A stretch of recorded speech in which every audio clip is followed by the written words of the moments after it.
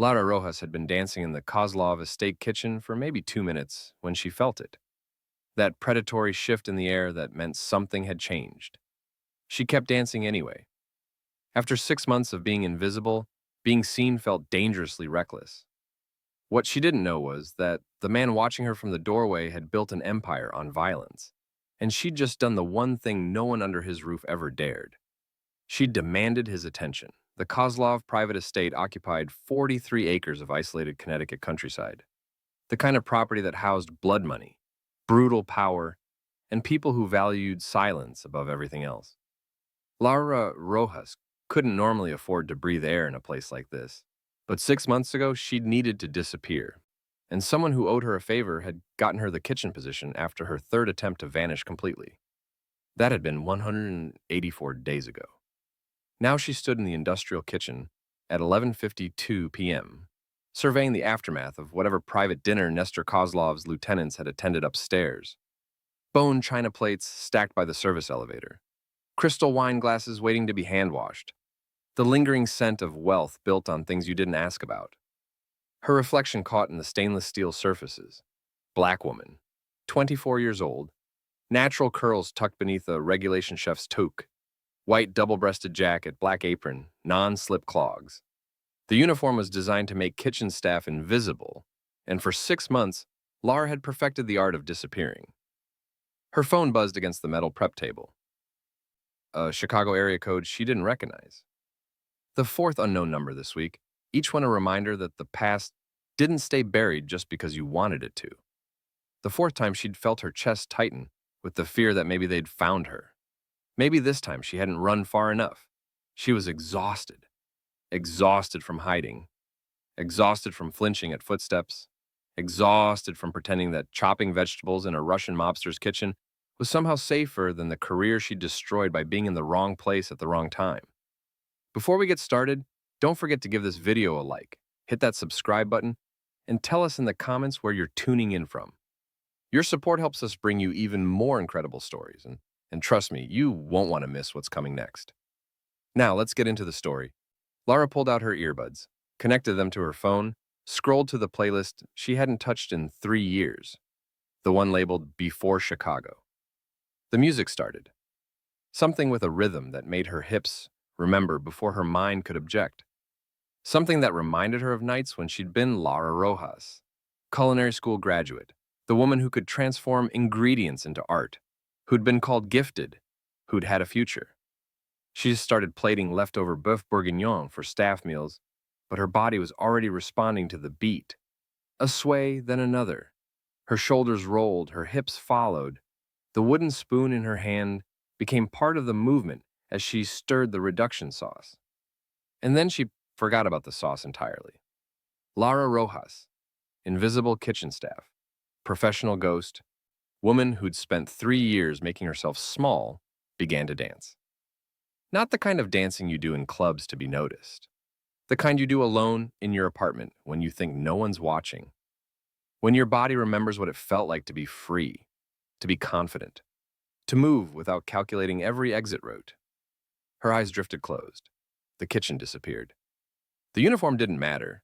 The bone china and surveillance cameras and borrowed time all faded away. There was just the music, just the movement, just her body remembering how to feel alive. She turned slowly, her arms lifting, her head tilting back. The overhead fluorescence caught the gold undertones in her brown skin, the loose curls escaping from beneath her chef's hat. Her hips moved in ways the starched white jacket was never designed to accommodate. Fluid, unconscious, unapologetically sensual. The professional armor she wore was cracking with every step, revealing the woman underneath who refused to stay buried. For 2 minutes, maybe 3, Lara forgot to be invisible. And then she felt it. That predatory shift in the air. The weight of dangerous attention. The sensation of being watched that makes your survival instincts scream. She should stop.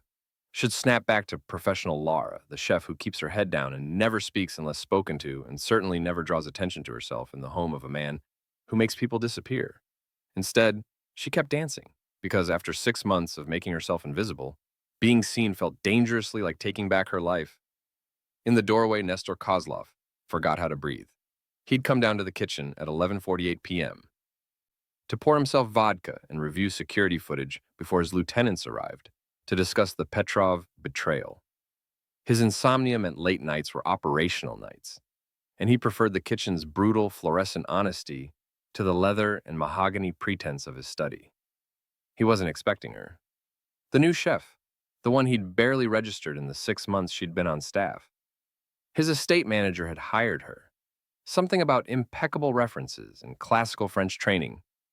He'd signed off without looking at her file because he had more important things to worry about than whoever was preparing his meals, and the food had been exceptional. Anonymous.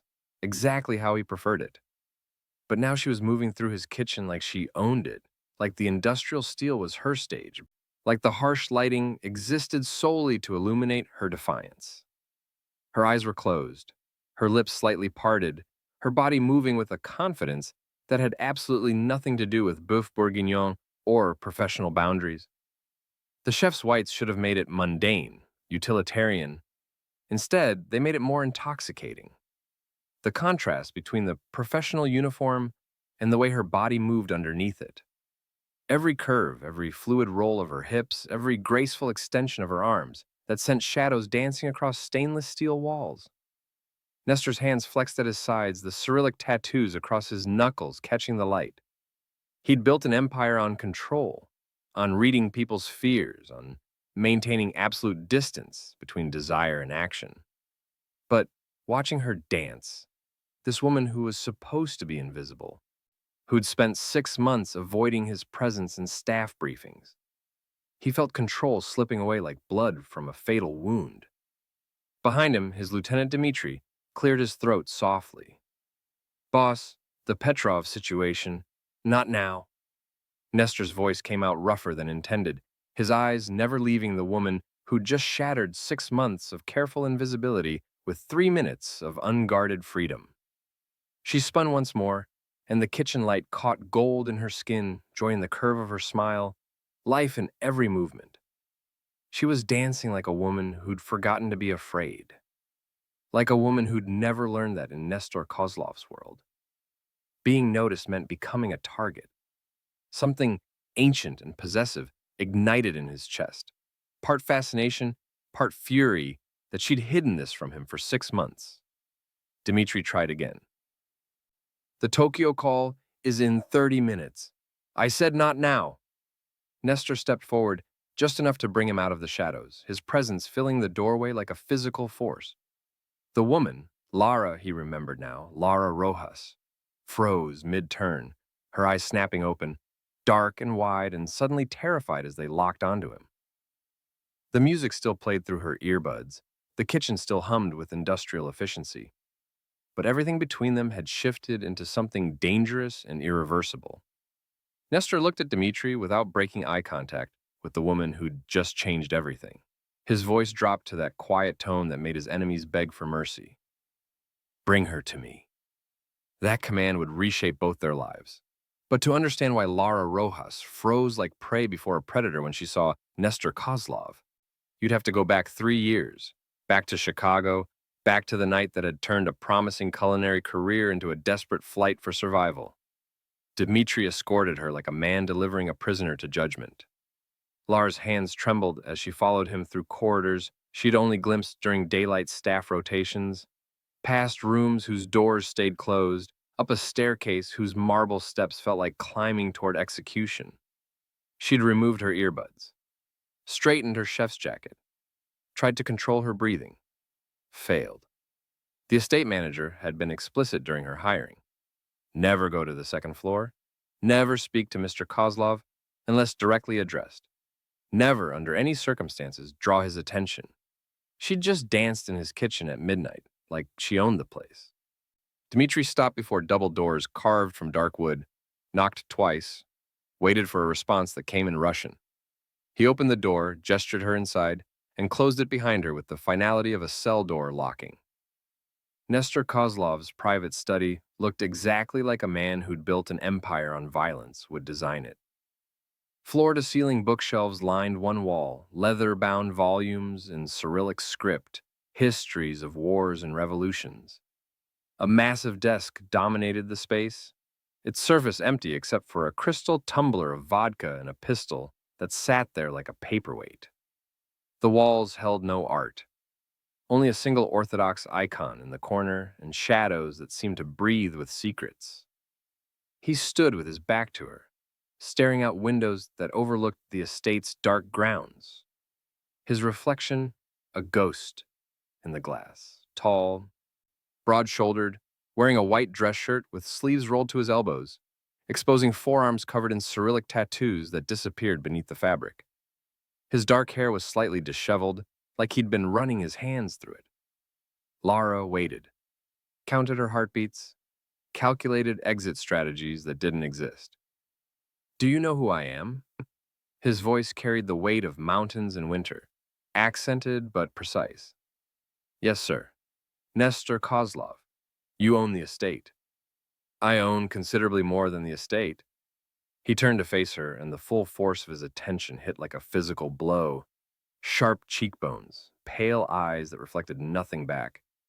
A face that would have been handsome if it wasn't carved from the same ice that lived in his voice. "But we'll start with what you know." Lara forced herself to meet his gaze. "I'm sorry for being in the kitchen after hours. It won't happen again." "That's not what I asked." He moved behind his desk, but didn't sit, one hand resting beside the pistol, not touching it, not needing to. "How long have you been cooking?" The question caught her off guard. "Since I was 13, sir. Professionally for 6 years." "Where did you train?" "Chicago Culinary Institute. Classical French techniques, modernist applications." The words came automatically, the script she'd rehearsed for every interview, every background check. "And before here, where did you work?" Her throat tightened. "Small restaurants, catering companies, nothing you'd know." His eyes narrowed, reading the lie like text on a page. "You have exceptional knife skills. Your sauces show Michelin-level precision. You move in a professional kitchen like someone who's worked in establishments considerably more prestigious than small restaurants." He paused. "Why are you here, Lara Rojas?" The way he said her name, like he'd already researched her, already knew things she hadn't told anyone, made her blood run cold. "I needed work. Your estate manager was hiring." "Try again." "That's the truth?" "Part of it, perhaps." He picked up the vodka, took a slow drink, his eyes never leaving hers. "The dancing. Where did you learn to move like that?" Heat flooded her cheeks. It wasn't. Don't insult me with modesty. You dance like a woman who's spent years training her body to respond to rhythm. Salsa, contemporary. My mother taught me." The truth slipped out before she could stop it. She was a dancer. Before what? Before she wasn't. Lara's jaw clenched. This was dangerous territory. Memories that led to Chicago, to blood on restaurant tile, to running. "Sir, if you're going to fire me, please just..." "Fire you?" Something that might have been amusement flickered across his face, gone as quickly as it appeared. "No, Miss Rojas. Quite the opposite." He moved round the desk, closing the distance between them with predatory grace. Lara's instincts screamed at her to step back, but she held her ground, lifting her chin even as her pulse hammered against her throat. "Starting tomorrow, you'll cook exclusively for me. Breakfast, lunch, dinner, whatever I require. You'll report directly to me, no longer to the kitchen staff. Your quarters will be moved to the east wing, closer to my private dining room." Lara's mind reeled. "I don't understand." "It's quite simple. For 6 months, you've been invisible, anonymous. And then tonight, I watched you dance in my kitchen like you'd forgotten where you were, who I am, what this place is." His voice dropped lower, more dangerous. "You made me see you, Miss Rojas. Now you'll live with the consequences." "This is about me dancing?" Disbelief made her voice sharper than it should have been. "This is about you being the most interesting thing to happen in my home in 5 years. He tilted his head, studying her with the intensity of a man categorizing weaponry. "And I don't tolerate interesting things staying in my blind spot. I'm just a chef. You're a chef who moves like a woman running from something, who cooks with the skill of someone who had a future and lost it, who hides behind kitchen whites and keeps her head down and then dances when she thinks no one's watching." his pale eyes bored into hers. I want to know what you're running from, Laura, and I'll have you close enough to figure it out. The words hung between them like a threat and a promise. Do you understand? Laura's mouth had gone dry. This wasn't interest. This wasn't attraction. This was possession wearing the mask of curiosity. This was a predator deciding whether to kill prey immediately or keep it alive to study first. Yes, sir. Good. Dmitri will escort you back. Start preparing breakfast at 6 a.m. I take my coffee black, my eggs soft-boiled, my bread fresh. Impress me. He turned back to the window, dismissing her. Lara somehow made it to the door, her legs unsteady, her heart racing. In the hallway, she found 3 kitchen staff lingering nearby, their expressions ranging from shock to envy to fear. By morning, everyone would know. The boss had summoned the new chef. The boss had kept her for 20 minutes. The boss wanted her close. That night, Lara lay in her small room staring at the ceiling, unable to sleep. She could still feel his eyes on her, analyzing, dissecting, seeing through every lie she'd constructed. He'd looked at her the way a man looks at something he intends to own. And the most terrifying part was that some buried, reckless piece of her had felt alive under that gaze for the first time in 3 years. The first breakfast went exactly as Lara intended. Flawless and forgettable. Perfectly soft-boiled eggs with just enough resistance in the whites. Sourdough toasted to golden precision. Coffee so dark it could strip paint, served at exactly 105 degrees. She'd plated it in Nestor's private dining room at 6 o'clock a.m., set the silverware with surgical precision, and tried to leave before he arrived. Stay. The command stopped her at the door. Nestor entered wearing workout clothes, his skin still damp from whatever brutal routine he subjected himself to each morning. The tattoos on his arms glistened. Cyrillic script, orthodox crosses, a wolf's head snarling across his shoulder blade. I don't typically eat with... I didn't ask you to eat. I said stay. He sat, broke the egg with precise movements, tasted it. His expression revealed nothing. How did you sleep? Fine, sir. Liar. His pale eyes flicked to her face. You have shadows under your eyes. You flinched when Dmitri walked past you in the hallway this morning. You're exhausted. Lara's jaw clenched. I'm adjusting to the new schedule. Or you don't sleep well in unfamiliar places? He took another bite, watching her over the rim of his coffee cup. Do you have nightmares, Miss Rojas? The question landed like a blade between her ribs. That's not appropriate. I'm asking about my chef's well-being. It's entirely appropriate. He leaned back in his chair, still watching her with that unnerving intensity. You cry out sometimes. My room is directly above yours. The walls are thick, but not that thick. Heat and horror flooded through her. I'll request a room change. No, answer the question. Sometimes. Everyone has bad dreams. Not everyone wakes up screaming. He paused. What are you dreaming about, Lara? She forced herself to breathe normally, to keep her voice level. Nothing that concerns you, sir. Everything in my house concerns me. For 3 weeks, it went like this. Lara cooked. Nestor watched. He asked questions that stripped away layers she couldn't afford to lose. About the scar on her wrist she claimed was a kitchen accident. About why she never ate meat she hadn't prepared herself. About the way she positioned herself in every room with clear sightlines to the exits. You move like someone who's always calculating escape routes, he observed one morning over blinis and caviar. Military training? Law enforcement? Survival instinct. From what? Life, Mr. Kozlov, just life. But he didn't believe her. She could see it in the way he studied her, the way his questions grew more pointed, more invasive, the way he appeared in the kitchen at random hours, watching her work with an attention that felt like being dissected alive. And then one afternoon, she was julienning vegetables when one of his lieutenants, a man named Alexei, with cold eyes and careless hands, reached past her for a bottle of wine. His arm swung too close, too fast. Lara reacted on pure instinct, dropping the knife, stumbling backward, her spine hitting the counter. As her hands came up in defensive position, her breath came in sharp gasps, her vision tunneling, her heart rate spiking into panic territory. The kitchen went silent. Alexei stared at her, confused. I was just getting the get out. Nestor's voice cut through the room like winter wind. He'd materialized in the doorway, his expression glacial. All of you, out. The staff scattered. Alexei disappeared. Lara stood there, trembling, her professional mask shattered, feeling more exposed than if she'd been physically stripped. Nestor approached slowly, hands visible, movements deliberate, like someone approaching a wounded animal. Breathe, Lara. I'm fine. You're having a panic attack. He stopped 3 feet away, maintaining distance. Someone moved too fast near you.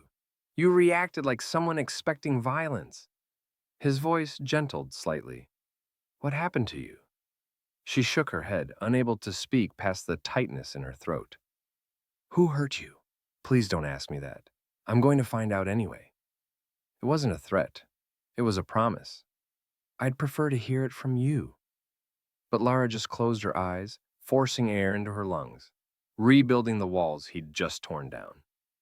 That night, Nestor sat in his office with files spread across his desk. Lara Rojas, 24, Chicago Culinary Institute, graduated top of her class. Worked briefly at Alinea under Grant Achatz before moving to a private club called Vault, an exclusive establishment known for 2 things: exceptional food and clientele that included Chicago's most dangerous power players. And then, 3 years ago, she'd vanished. The police report took effort to access, but Nestor had resources that made locked doors irrelevant. He read it twice, his expression darkening with each line. Violent assault. 4 male suspects. Victims survived but hospitalized for 3 weeks.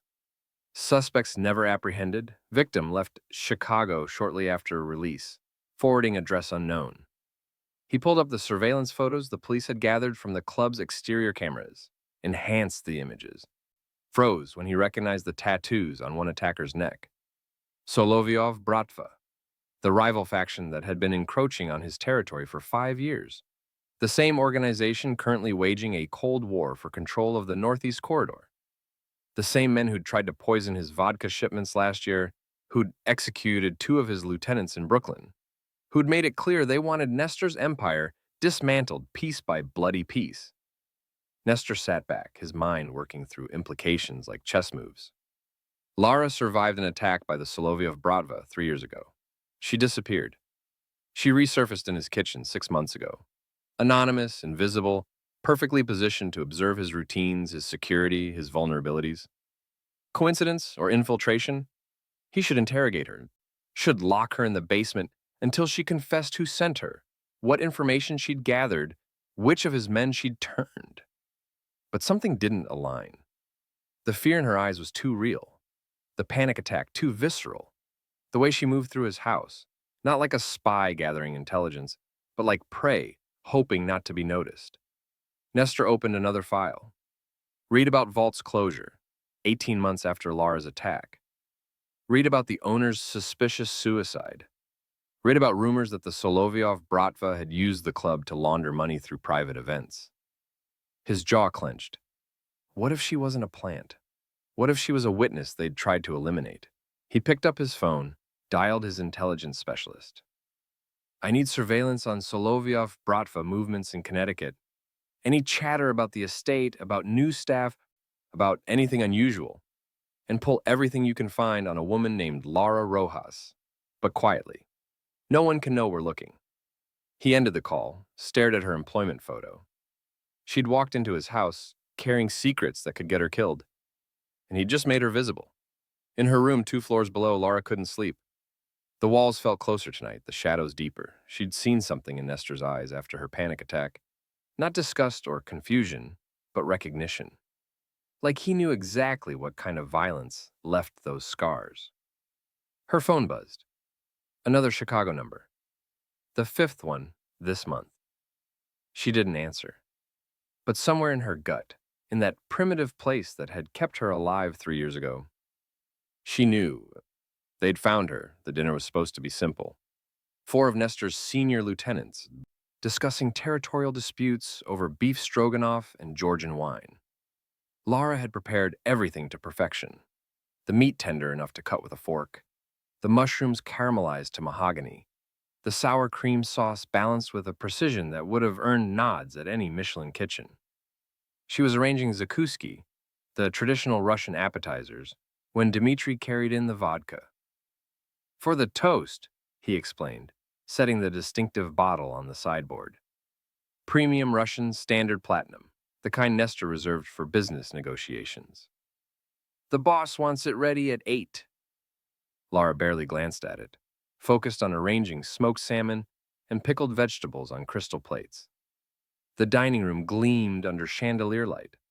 Dark wood, leather chairs, windows that overlooked grounds where armed men patrolled in shadows. At 7:45, Nestor entered with his guests. All of them carried violence in their posture, in the way they scanned the room before sitting, in the expensive suits that couldn't quite hide shoulder holsters. They spoke in rapid Russian, their voices low and serious. Lara served each course with practiced invisibility, refilling water glasses, clearing plates, staying silent. This was the dance she'd perfected, being present but unnoticed, essential but forgettable. Until she reached for the vodka bottle, the smell hit her like a physical blow. Not vodka's clean, sharp bite. Something else underneath it. Something chemical and wrong, like metal and bitter almonds, and a synthetic edge that made her lizard brain scream danger. Her hand froze on the bottle's neck. The conversation continued around her. Nestor was explaining something about shipping routes, his voice carrying the absolute authority that made men twice his age defer to his judgment. No one noticed her hesitation. Lara's heart hammered against her ribs. Maybe she was imagining it.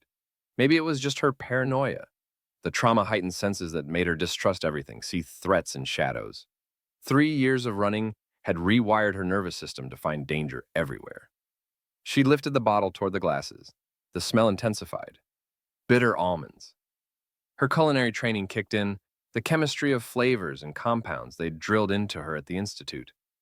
Bitter almonds, cyanide. Not enough to be obvious, just enough to...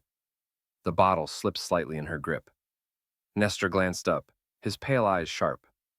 Problem, Miss Rojas? Every man at the table turned to look at her. Lara felt their attention like gun sights tracking target acquisition. These weren't men who tolerated interruptions. These were men who'd killed for less than hesitation. She should stay quiet. Should pour the vodka and walk away and let whatever happened happen because it wasn't her business, wasn't her war, wasn't her world anymore. But Nestor would drink it, would toast with his lieutenants, would swallow poison while she watched. Sir, her voice came out barely above a whisper. May I speak with you privately? The temperature in the room dropped 10 degrees. One of the lieutenants, a scarred man named Victor, laughed. The cook wants a private word during business? It's important. Lara forced herself to meet Nestor's eyes, tried to communicate urgency without words. Please. Nestor studied her for 3 long seconds. She watched him calculate, weighing her fear against the disruption, her previous behavior against this unprecedented request. Gentlemen, excuse me. He stood with fluid grace. Continue without me. He followed her into the adjacent butler's pantry, closing the door behind them. The space felt suffocating, barely large enough for 2 people, lined with china and crystal that reflected their faces in fractured pieces. This had better be the vodka. Lara's hands shook as she held the bottle between them. Something's wrong with it. His expression went flat, dangerous. Explain. I can smell it, something chemical, underneath the alcohol. The words tumbled out too fast. It's subtle, most people wouldn't notice, but I was trained to identify compounds by scent, by taste, and this has... She drew a shaky breath, and it smells like bitter almonds. Bitter almonds. His voice went very quiet. Cyanide, I think. I could be wrong, I could be paranoid, but She thrust the bottle toward him. Please don't drink it. Nestor took the bottle, brought it to his nose. His nostrils flared slightly. When he looked at her again, something had shifted in his eyes. Calculation hardening into lethal focus. Wait here. Don't move. Don't speak to anyone. He disappeared, returning 2 minutes later with a man Lara recognized as the estate's security chief, a former FSB officer named Sergei who carried brutality in his DNA. Test it, Nestor ordered. Now! Sergei produced a small field kit from his jacket, the kind Lara had seen in movies about espionage and assassination. He worked with clinical efficiency, breaking the seal, extracting a sample, adding reagent, turned the liquid pink, then deep crimson. Hydrogen cyanide, Sergei confirmed, his voice grim. Enough to kill everyone at that table within minutes. The words hung in the air like a death sentence. Nestor's jaw clenched, the only visible sign of emotion. When he spoke, his voice carried the kind of cold fury that preceded executions. The bottle came from the cellar. Dmitri brought it up personally, Lara whispered. I know, I ordered it. Nestor turned to Sergei. Lock down the estate. No one leaves, no one makes calls. Find out who had access to that bottle between the cellar and this room. Sergei nodded and vanished. Silence stretched between them. Lara's adrenaline was crashing, leaving her lightheaded and nauseous. She'd just accused someone in this house of attempted murder. She'd just inserted herself into the kind of violent power struggle that got witnesses eliminated.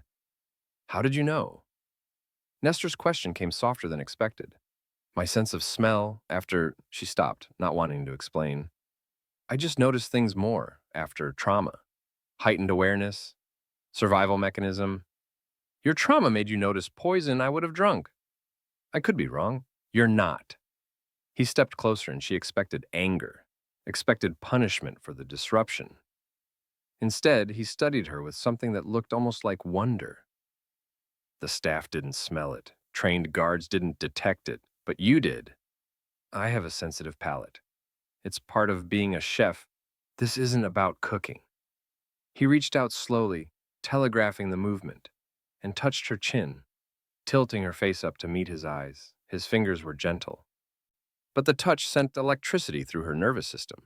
This is about you saving my life. Lara's breath caught. This close, she could see the gold flecks in his pale irises, the faint scar bisecting his left eyebrow, the way he looked at her like she'd just become infinitely more valuable and infinitely more vulnerable. Someone in my organization just tried to kill me, he said quietly. Which means there's a traitor in this house. Which means anyone I've shown attention to is now a target. His thumb brushed across her jawline. I made you visible, Lara. I brought you into my circle. And now whoever wants me dead will come for you next. The realization settled over her like ice water. She'd saved his life. She'd proven she could see things others missed. She'd become useful to a man whose enemies killed for sport. She'd just painted a target on her own back. I didn't want this, she whispered. I know. His hand dropped away, but the weight of his gaze remained. But it's too late now. You're in this, whether you want to be or not. Through the door, she could hear Victor calling for Nestor, asking about the delay, about the vodka. The world continued, oblivious to how close they'd all come to death. Nestor stepped back, his expression hardening into the mask he wore for his men. Stay in your quarters tonight. Dmitri will post guards outside your door. I think you just saved my life and exposed a conspiracy. His voice dropped to that lethal quiet. Yes, Lara, I think they'll come for you. He left her standing in the butler's pantry, surrounded by crystal and china, her hands still shaking, the bottle of poisoned vodka sitting on the counter, like evidence of how thoroughly her careful invisibility had shattered. For 3 years, she'd run from violence. Now she'd just stepped directly into its path. And the most terrifying part was the small, reckless piece of her that felt alive for the first time since Chicago, because Nestor Kozlov had looked at her like something precious worth protecting, and she'd forgotten what it felt like to matter to anyone at all. It took Nestor 4 days to find his traitor. Alexei, the same lieutenant who'd reached past Lara in the kitchen, had been feeding information to the Solovyov Bratva for 18 months. Bank records, encrypted communications, surveillance footage, all pointed to a man who'd traded loyalty for money and a promise of territory when Nestor's empire fell. They found him trying to flee through the service entrance at 3 a.m. Lara heard the single gunshot from her quarters, heard the shouting afterward. Heard Dimitri's voice cold and final. Take him to the incinerator. She didn't ask questions, didn't want answers. Just kept her door locked and her kitchen knife under her pillow and tried not to think about how quickly violence had become ambient noise in her life again. But Nestor's warning echoed in her mind. Whoever wants me dead will come for you next. 3 nights later, the lights went out. Lara was in the kitchen at 10:47 p.m., preparing pelmeni dough for tomorrow's lunch. She'd fallen into a routine, cooking late when the estate slept, when she could move without armed men watching her every gesture, when she could almost pretend this was a normal job in a normal house. The power died without warning. No flicker, no surge, just immediate, absolute darkness. Emergency lighting should have activated, didn't. Backup generators should have kicked in, didn't. Lara's pulse spiked. She reached for her phone, but her hand found only counter space. She'd left it charging in her room. Stupid. Careless. Footsteps echoed in the corridor outside. Not Dimitri's measured stride or the guard's heavy boots. Something lighter, faster, purposeful. She moved on instinct, grabbing the chef's knife from the magnetic strip, pressing herself against the wall beside the door. Her breath came shallow and controlled, her body remembering 3-year-old lessons about survival. Stay quiet, stay small, stay alive. The footsteps stopped outside the kitchen. Then the door opened. A figure moved through the darkness, male, medium build, wearing night vision goggles that glowed faintly green. Not estate security.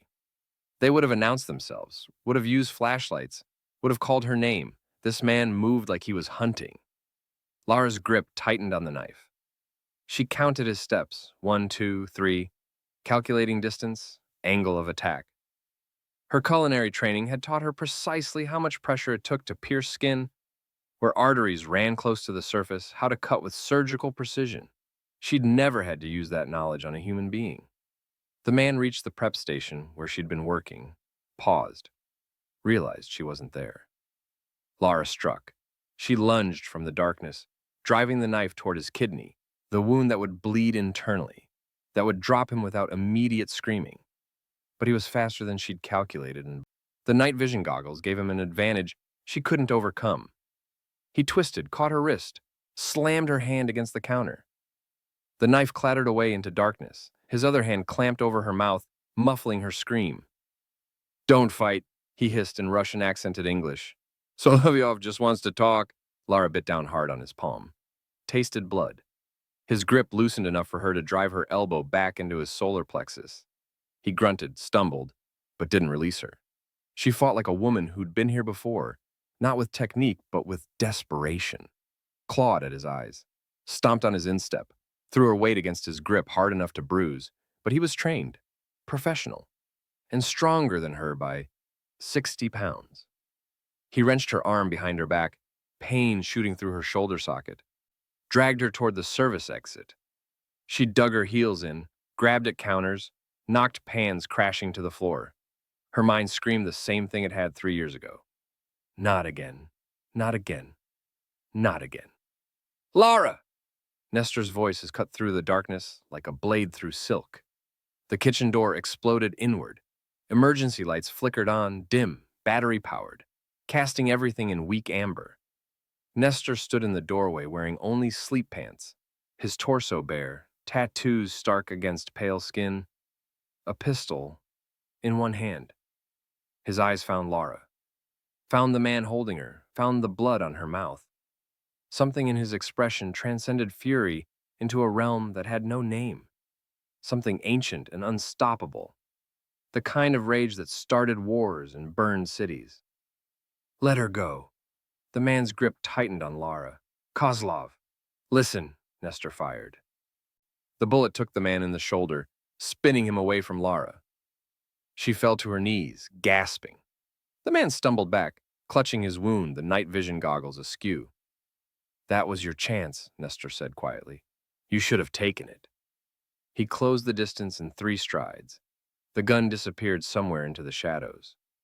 What happened next was executed with bare hands. Brutal, efficient, personal.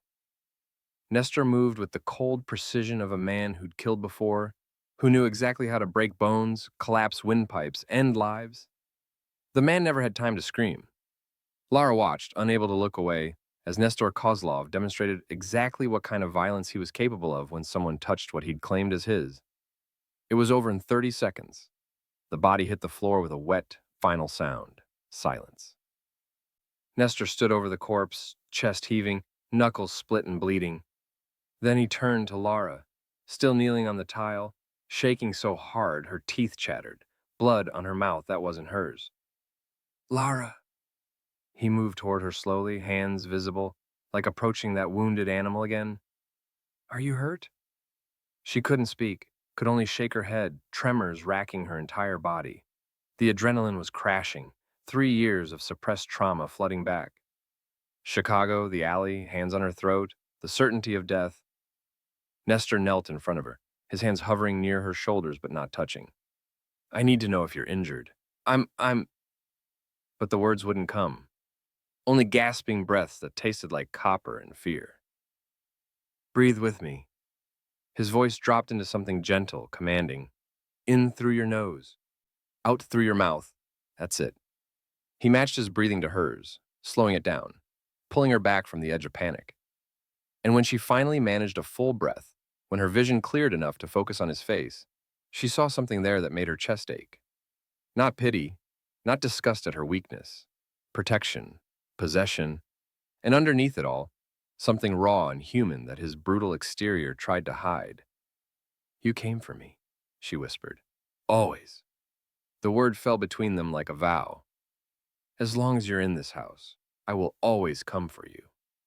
Lara's hand lifted without conscious thought, touching the blood on his knuckles. Blood he'd spilled for her, violence he'd committed to keep her safe. She should be terrified, should be running, should see him as the monster he'd just proven himself to be. Instead, all she felt was alive. Nestor. He caught her hand, pressed it against his chest where his heart thundered against his ribs. They know you're here now. They know you matter. This won't be the last attempt. I don't care. And God help her. She meant it. 3 years of running, of hiding, of making herself invisible. And now she was choosing this, choosing him, choosing to be seen even if it meant being hunted. You should care. But his thumb stroked across her palm, contradiction in every touch. You should be terrified of me. I am. She moved closer into the dangerous space between them. But I'm more terrified of going back to being invisible. Something cracked in his expression, the iron control splintering. His free hand rose to cup her face, fingers threading into her hair, tilting her mouth toward his. This is a mistake, he breathed against her lips. I know. He kissed her anyway. It was nothing like the romance novels described. No gentle exploration, no tender build. This was desperation and survival. Fear transmuted into need. 2 people who'd just stared down death and needed to feel alive. His mouth claimed hers with bruising intensity. She kissed him back just as fiercely, her hands fisting in his hair, pulling him closer. He tasted like violence and vodka and something darker she couldn't name. She tasted like blood and fear and 3 years of running. When they finally broke apart, both breathing hard, Lara knew everything had changed. She'd crossed a line that couldn't be uncrossed. And somewhere in Moscow, the Solovyov Bratva now knew exactly where she was and exactly how to hurt Nestor Kozlov. They didn't speak about the kiss. For 2 days, Lara cooked and Nestor ate in silence, so thick it felt like drowning. She'd catch him watching her with an intensity that made her skin burn. He'd catch her staring at his hands, the same hands that had killed a man for touching her, the same hands that had cradled her face with devastating gentleness. The estate hummed with tension. Extra guards patrolled the grounds. Security protocols tightened. Dmitri shadowed Lara like a second skin whenever she left her quarters. Everyone knew an attack was coming. No one knew when. On the 3rd day, Nestor summoned her to his study at midnight. She found him standing by the window again, but this time a file folder sat open on his desk. Even from the doorway, Lara could see the Chicago Police Department logo on the documents. Her blood turned to ice. Close the door, Nestor said without turning. She did, her hands trembling. What is that? The truth. He finally faced her, and his expression carried something she'd never seen before. Regret. About what happened to you 3 years ago. You had no right. I had every right. His voice hardened. Someone tried to abduct you from my house. I needed to know why. Lara's chest constricted. So you investigated me? Dug through my past like I'm some kind of asset, threat, liability? He crossed to the desk, picked up a photo from the file. I needed to know which one you were. And what did you decide? Instead of answering, he held out the photo. Tell me if I got it wrong. She didn't want to look, didn't want to see whatever evidence he'd compiled. But she took it anyway. Because hiding had stopped working the moment she danced in his kitchen. The photo showed the exterior of Vault, the exclusive club where she'd worked, where powerful men made deals over her cocoa vin and cocaine. She'd been 21, brilliant, naive enough to think cooking made her invisible to the violence happening in the dining room. You worked there for 8 months, Nestor continued, his voice clinical. Private chef for members-only events. You didn't know it was a front for money laundering. Didn't know the Solovyov Bratva used it to move funds through legitimate channels. He paused. Until the night you stayed late to finish inventory. Lara's hands clenched on the photo. Stop. 4 men, Solovyov soldiers. They found you in the kitchen. Realized you'd overheard a conversation about account numbers and offshore transfers. His voice stayed level, but something burned behind his eyes. They decided witnesses were liabilities. I said stop, her voice broke. They put you in the hospital for 3 weeks. Broken ribs, collapsed lung, skull fracture. He pulled out another document. Medical records she'd thought were sealed. The police report says you couldn't identify your attackers. But that's not true, is it? Tears burned behind her eyes. I told them I didn't see faces, didn't hear names. Because you knew what happened to witnesses who testified against the Bratva. Because I wanted to survive. The words exploded out of her. Because I was 21 years old and terrified, and I just wanted to disappear before they came back to finish what they started. Silence crashed between them. Nestor set the file down slowly. So you ran, changed your appearance, took cash jobs, stayed off grids, became invisible. Yes. She swiped at her eyes angrily. I ran like a coward, like someone who chose survival over justice. Are you satisfied now? Is this what you wanted to hear? I wanted to hear that you're not working for them. His voice dropped. That you didn't come to my estate as a plan. The accusation hit like a physical blow. You thought I was... She couldn't even finish. After everything, you thought I was spying for the people who tried to kill me? I had to consider it. But his expression showed the cost of that suspicion. Until I read the medical reports. Until I understood what they did to you.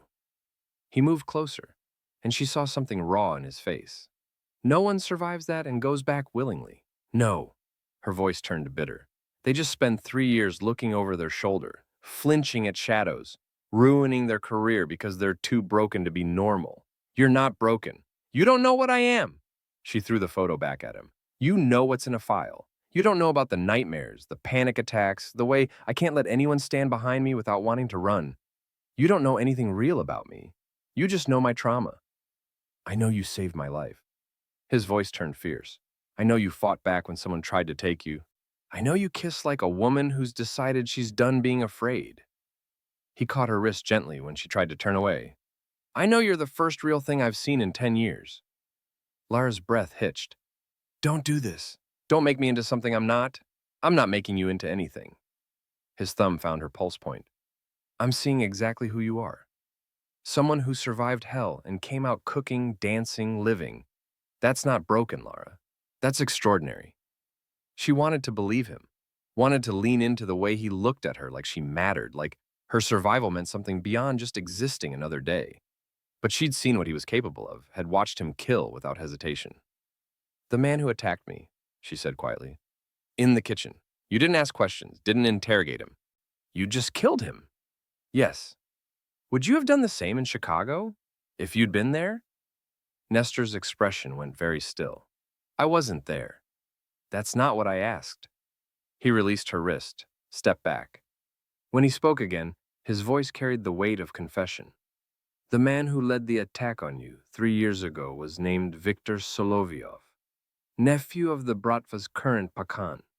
He's the one who gave the order to eliminate you. He paused. 2 weeks ago, I put a kill order out on him. The room tilted. What? Before the poisoning attempt, before the kidnapping, before I knew why you flinched when men move too fast. His jaw clenched. The moment I confirmed Solovyov Bratva soldiers had touched you, I made sure Victor would never touch anyone again. Lara couldn't breathe. You ordered someone's death for me? For you. For the message it sends. For both. He met her eyes without apology. He hurt you. He dies. That's not negotiable. You can't just... She struggled for words. That's not justice. That's vengeance. Call it whatever helps you sleep. His voice turned cold. But Viktor Solovyov won't hurt anyone else, ever. She should be horrified. Should see this as proof she'd chosen the wrong man, the wrong life. Should recognize that Nestor Kozlov was dragging her into exactly the violence she'd spent 3 years escaping. Instead, some dark, wounded part of her felt vindicated. I didn't ask you to do that, she whispered. I know. I don't want blood spilled in my name. Too late. He moved closer again, and this time there was no gentleness in his expression, only brutal honesty. The moment you saved my life, the moment you let me kiss you, you became mine to protect. That means anyone who hurt you answers to me. That's not protection, that's possession. Yes. No apology, no softening. It is. Lara's hands shook. You're asking me to accept that you'll kill for me. I'm telling you I already have. He cupped her face, forced her to meet his eyes. And I'll do it again. Every time. Without hesitation. His voice dropped. So decide now, Lara. Can you live with that? Can you live with me? Before she could answer, Dmitri burst through the door. Boss, intel from Moscow. The Solovyov Pakhan just issued orders. His face was grim. Full assault on the estate. They're coming for her. Nestor's expression went arctic. When? Within 48 hours? The words hung in the air like a death sentence. Nestor looked at Lara, his hand still cradling her face. Last chance to leave. I'll send you anywhere in the world. Give you a new identity. Make sure you're safe. She thought about running, about disappearing again, about going back to being invisible. Then she thought about Viktor Solovyov, dead because Nestor had decided she mattered enough to start a war over. I'm staying, she said. They'll try to kill you. Let them try. She covered his hands with hers. I'm tired of running. Something blazed in his eyes, triumph and terror combined. Then we prepare for war. They came at 3:47 a.m. The first explosion took out the east gate, a percussion blast that rattled windows and sent birds screaming from trees. Lara jolted awake in her quarters, heart hammering, the sound of automatic gunfire immediately following like thunder after lightning. Dmitri crashed through her door without knocking. Pantry, now! Don't argue. She didn't. Grabbed her phone and the chef's knife she'd taken to sleeping with, followed him through corridors, suddenly alive with chaos. Guards shouted in Russian, boots pounding on marble, the staccato rhythm of return fire echoing from the grounds. The kitchen pantry was reinforced. Steel door, no windows, stocked for siege. Dmitri shoved her inside. Lock it from the inside. Don't open it for anyone except the boss or me. His eyes were hard. Anyone else tries to get in, you use that knife. Where's Nestor? Leading the defense. He'll come for you. Dmitri gripped her shoulder once firm. He will come for you. Trust that.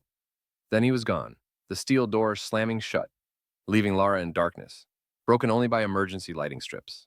She turned the deadbolt with shaking hands, pressed her back against the shelves, listened to the world outside descend into violence. More explosions, closer now. The windows in the kitchen shattered. She heard glass raining down, heard men shouting, heard screams that cut off abruptly. The acrid smell of smoke seeped through the ventilation system. Lara clutched the knife, its familiar weight both comfort and terror. 3 years ago, she'd been helpless, hadn't fought back, had frozen while 4 men had beaten her to the edge of death. Not this time. This time, she'd learned that survival meant teeth and claws and refusing to go quietly. Footsteps approached the kitchen. Multiple sets, speaking Russian in urgent, clipped tones. Find the woman. Pakhan wants her alive. Leverage, understand? No one kills her. They wanted her alive. That was worse than death. That meant torture, meant interrogation, meant being used as a weapon against Nestor while she was still breathing. The pantry door handle rattled. In here has to be. Lara's breathing went shallow. She shifted her grip on the knife, remembering anatomy lessons from culinary school, where to cut for maximum damage, how much pressure it took to sever tendons, which arteries bled fastest. Metal scraped against metal. They were picking the lock.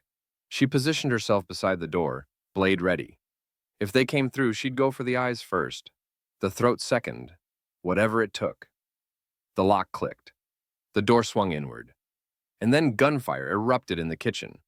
Not the controlled bursts from before, but sustained, brutal volleys. Someone screamed. Bodies hit tile. The Russian voices turned to chaos, to panic, to silence. Lara! Nestor's voice cut through the ringing in her ears. It's me. You can come out.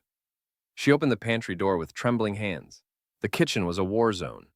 3 bodies sprawled across the floor, blood pooling beneath them. Bullet holes pocked the walls. Smoke drifted through broken windows, and Nestor stood in the center of it all, wearing tactical gear, an assault rifle in his hands, his face splattered with blood that wasn't his. He looked like something ancient and terrible, a warrior god carved from violence and vengeance. His eyes found hers. Are you hurt? She shook her head, unable to speak. We need to move. They breached the south entrance. More coming. He crossed to her in 3 strides, checked her for injuries with quick, efficient hands. Stay behind me. Don't stop moving. Understand? Where are we going? Safe room. Reinforced supplied. We hold there until my reinforcements arrive from New York. He pressed a pistol into her hands. You know how to use this? No. Point and pull the trigger. Aim center mass. Don't think, just shoot. His hands closed over hers, steadying them. And Lara? They get past me. You empty the magazine, all of it. Because what they'll do to you is worse than death. Another explosion rocked the estate. Closer. The chandelier in the adjacent dining room crashed down in a cascade of crystal. Nestor pulled her against him briefly, fiercely. I won't let them take you. I know. They moved. Through corridors thick with smoke and cordite. Past bodies, some in Solovyov colors, some Nestor's men, all equally dead. The estate was burning, flames licking up curtains, consuming everything the violence hadn't destroyed. Lara stayed behind Nestor, the pistol clutched in both hands, her culinary training translating into something darker. Precision, focus, the ability to function while adrenaline screamed through her veins. They were 10 feet from the safe room entrance when the ambush hit. Solovyov's soldiers emerged from the library, flanking them. 6 men, all armed, all with orders to take Lara alive, but no such restrictions on Nestor. Time fractured into crystalline moments. Nestor shoving her toward the wall, his rifle coming up, muzzle flash illuminating his face. The sound of bullets punching through flesh. Return fire shattering the marble beside her head. Nestor took a round to the shoulder, spinning him. Blood bloomed across his tactical vest, but he didn't go down, didn't stop firing. Moved with the brutal efficiency of a man who'd survived worse, who'd die before letting them reach her. 2 Solovyov soldiers fell. 3, 4. The 5th got close enough to grab Lara's arm. She shot him, center mass, like Nestor had said. The recoil jarred her wrists. The man's eyes went wide with surprise before he crumpled. The 6th soldier aimed at Nestor's head. Lara shot him, too. Then again, and again, until the slide locked back empty and her hands shook so hard she dropped the gun. Silence. Nestor stood over the bodies, breathing hard, bleeding from his shoulder. His eyes found Lara, saw the gun at her feet, saw the man she'd killed to protect him, saw the way she was still standing despite the tremors racking her frame. Good girl, he rasped. Then he pulled her into the safe room, slammed the reinforced door, engaged locks that sounded like prison bars falling into place. The room was bunker-like. Concrete walls, emergency supplies, communications equipment, no windows. One entrance, a fortress within the burning estate. Lara collapsed against the wall, adrenaline crashing. I killed him. You survived. Nestor stripped off his tactical vest, revealed the bullet wound in his shoulder, through and through, still bleeding. That's all that matters. Your shoulder. Later. He activated the communications array, spoke rapid Russian into the headset. She caught fragments. Reinforcements, 20 minutes. Hold position. 20 minutes felt like eternity when the world outside was dying. Explosions continued to rock the estate. Gunfire rattled in distant corridors. The smell of smoke grew stronger, seeping through the ventilation. Somewhere above them, the chandelier in the grand foyer, the one Lara had cleaned 100 times, crashed down with the sound of 1,000 breaking dreams. Nestor finished his call, turned to her. Blood still dripped from his shoulder. Soot streaked his face, but his eyes held nothing but fierce, possessive certainty. They wanted to take you from me, he said quietly. They failed. Lara looked at the man she'd killed, at the blood on her hands, literally this time, not metaphorically, at the estate burning around them, at the war she'd sparked by refusing to stay invisible. I shot him, she whispered. I didn't hesitate. I just chose to live. Nestor crossed to her, tilted her face up. That's not something to be ashamed of. I'm not ashamed. Her voice steadied. I'm relieved that I could do it, that I'm not the same woman who froze 3 years ago. Something blazed in his expression. Pride, possession, and underneath it all, something that looked dangerously like love. No, he agreed. You're not. Outside, sirens wailed. Reinforcements arriving, the battle turning.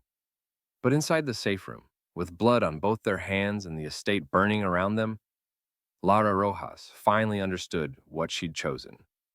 Not safety, not invisibility, not the quiet life she'd convinced herself she wanted. She'd chosen fire, and the man who had burned down empires to keep her alive. The battle ended at dawn. 17 Solovyov soldiers dead, 8 of Nestor's men fallen. The estate's east wing reduced to charred skeleton and ash. Reinforcements from New York had arrived in time to turn the tide, but the cost was written in blood and smoke across 43 acres. Lara sat in what remained of Nestor's study, wrapped in a blanket despite the heat from still smoldering fires, watching him pace like a caged wolf. Passports will be ready in 48 hours, he said, his wounded shoulder bandaged, but his movements showing no weakness. Canadian identity, clean backstory, account with enough funds to last years. I have contacts in Vancouver who'll... No. He stopped mid-stride. This isn't negotiable. You're right, it's not. Lara stood, letting the blanket fall. Because I'm not leaving. Lara, you destroyed an entire faction. Her voice cut through his protest. 17 men dead, your estate burning, a war that'll ripple through every bratva from here to Moscow. She stepped closer. For me. Nestor's jaw clenched. They attacked my territory. They attacked because I'm here. Because you made it clear I matter. She pressed forward. You killed Viktor Solovyov before I even knew his name. You've started a blood feud that could cost you everything. Don't pretend this is about territory. Silence stretched between them. Charged. Dangerous. What do you want me to say? His voice turned rough. That watching you nearly get taken tore something loose in me? That I'd kill 1,000 more to keep you safe? He closed the distance, caught her face in his hands. I would burn down the world to keep you alive, Lara. The whole goddamn world. Is that what you wanted to hear? Her breath caught. Yes. Then hear this too. His thumb traced her cheekbone. That's exactly why you need to leave. Because I can't protect you from what I am. From what loving me will cost. Loving you. She repeated the words he'd finally spoken. Yes. No hesitation now. Is that really so surprising? You think I kill for every woman who dances in my kitchen? Despite everything, the blood, the bodies, the burning estate, Lara almost laughed. No, I imagine that's reserved for particularly annoying chefs. Particularly extraordinary ones. His forehead touched hers. Who saved my life and refused to stay invisible? and shoot men without hesitation when it matters. I'm terrified, she admitted. Good, you should be. Not of you. She gripped his wrists, holding his hands against her face. Of going back, of pretending the last 6 months didn't happen, of being safe and small and invisible again. Her voice broke. I can't go back to that half-life, Nestor. I won't. Even if staying means more nights like this, more violence, more blood, even then. She met his eyes. I'm choosing this, choosing you, choosing to be seen even if it means being hunted. You'll never have a normal life. I don't want normal. She pulled his mouth down to hers. I want alive. The kiss was different this time. Not desperate survival, but conscious choice. She was choosing the fight, choosing the danger, choosing the man who'd declared war for her. When they broke apart, Nestor's eyes held something she'd never seen, vulnerability beneath the violence. No going back, he warned. No going back. She agreed. Then you're mine, completely. And you're mine. She smiled against his blood-stained collar. Completely. Outside, his men cleared bodies and assessed damage. But inside the ruined study, Lara Rojas made peace with her choice. She'd stopped running and started burning instead. 3 months after the attack, the Kozlov estate rose from ash like something reborn. The East Wing was rebuilt with steel and bulletproof glass, security tripled, every entrance monitored by men who'd proven their loyalty in blood. The estate had become a fortress, and everyone who entered understood. This was no longer just Nestor Kozlov's territory. This was theirs. Alara stood in the newly renovated kitchen, larger now, designed to her specifications, equipped with equipment most Michelin restaurants couldn't afford. Sunlight poured through reinforced windows, catching on copper pots and marble counters. Beautiful. Functional. Hers. She'd stopped hiding 3 months ago. Stopped apologizing for taking up space and stopped pretending she was just a chef. The staff knew better now. So did Nestor's enemies. The woman who'd survived Solovyov's attack wasn't prey anymore. She was the reason their Pakan's nephew died screaming. She was the woman Nestor Kozlov had started a war over and won. They whispered her name in Moscow, in Brooklyn, in every Bratva territory, from here to St. Petersburg. Lara Rojas, the chef who made the wolf go to war. Some whispered it with fear, others with respect, a few with envy. Lara didn't care. She'd learned that power wasn't about being loud or visible. It was about knowing exactly who you were and refusing to be anything less. She was a survivor, a fighter, a woman who could cook a perfect bœuf bourguignon and shoot a man center mass without hesitation. A woman who'd chosen fire over safety and never looked back. Morning, Miss Rojas. Dmitri entered carrying fresh herbs from the estate greenhouse, a new addition she'd requested. His deference had shifted from duty to genuine respect. The boss wants lunch at 1, something light. Tell the boss he'll get what I make him and like it. But she smiled, taking the herbs. Grilled salmon, lemon, dill, asparagus. Dmitri's mouth twitched. I'll inform him of his preferences. After he left, Lara prepped in comfortable silence. This kitchen had become her kingdom, the one place she ruled absolutely. Even Nestor didn't give orders here. He'd learned that lesson the hard way 2 weeks ago when he'd suggested she modify a recipe.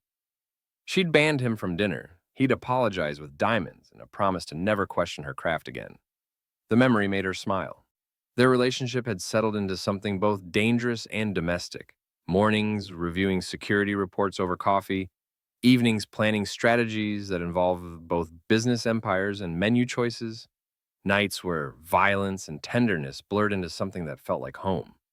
She'd integrated into his world seamlessly, sat in on meetings where men discussed territory and retribution, offered insights that came from years of reading people across restaurant tables, learned to decode the subtle hierarchies of organized crime the same way she'd learned to identify flavor profiles.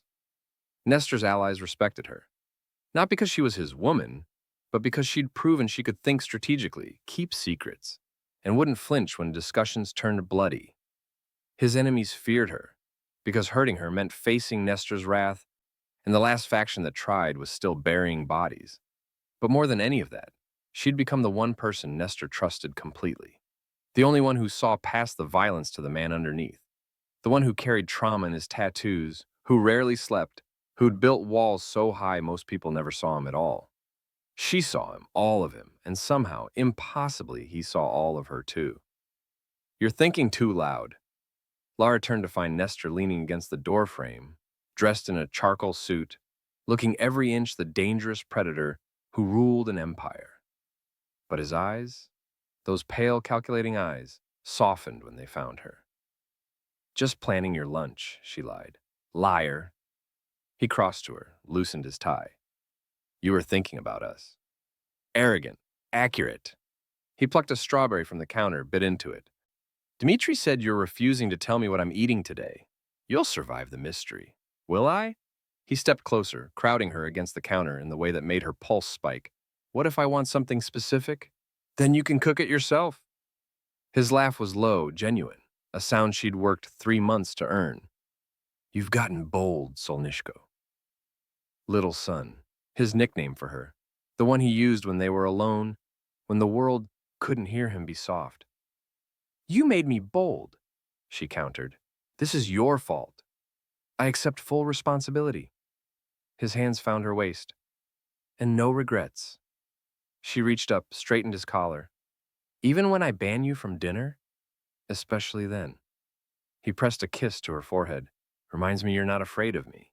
"Should I be?" Terrified, but his voice held only warmth. "I'm obsessed with you. It's concerning. I've noticed." She smiled against his jaw. "You rebuilt an entire wing because I mentioned better lighting. You said the old kitchen made your sauces look muddy, so you demolished it." Seemed reasonable. He pulled back to study her face. "Are you happy, Lara?" The question caught her off guard, not because she didn't know the answer, but because 3 months ago she wouldn't have believed it possible. "Yes," she said simply, terrifyingly happy. "Good." He kissed her properly then, slow and thorough, tasting of strawberries and possession. "Because you're stuck with me now." "Promises, promises."